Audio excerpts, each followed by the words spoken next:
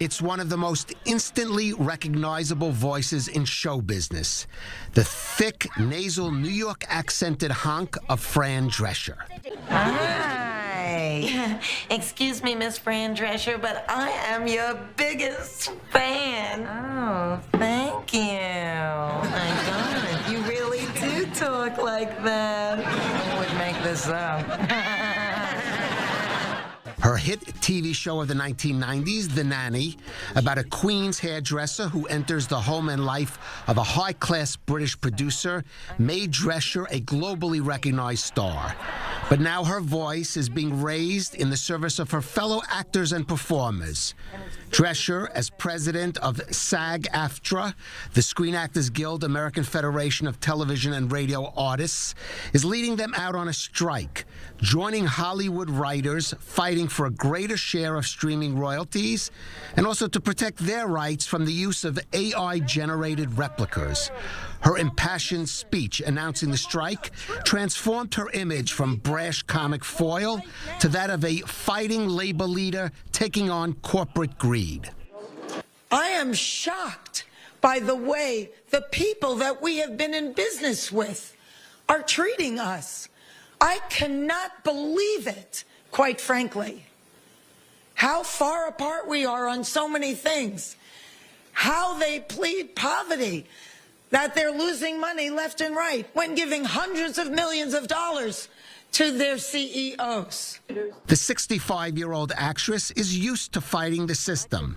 In a 2019 interview with I-24 News, she described her battles with TV executives who wanted to make her nanny character an Italian-American rather than draw on her authentic Jewish roots.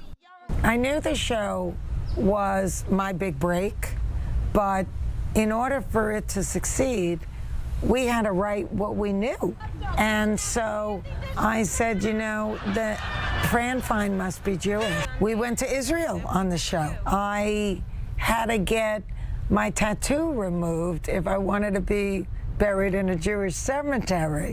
Discussing with media the tense negotiations between SAG-AFTRA and the studio and tech company heads, Drescher drew on a colorful Yiddish expression to describe what she felt was the latter's unwillingness to offer a fair deal. What we ultimately received from them was what my mom would call a leck and a schmeck.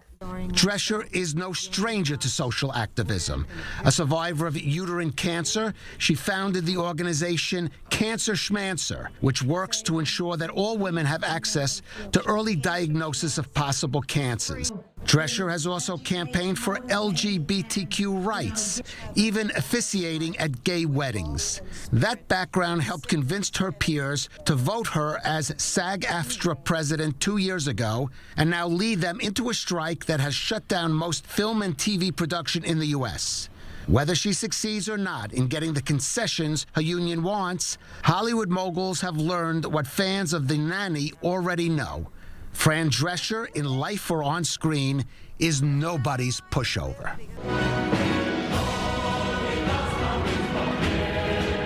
Pretty exciting, huh? That this doesn't happen every day. Oh, now we'll have to work late tonight. I'll miss my supper. Well, at least you'll be able to rack in some good overtime, huh?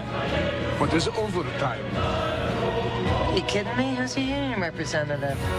What is a union?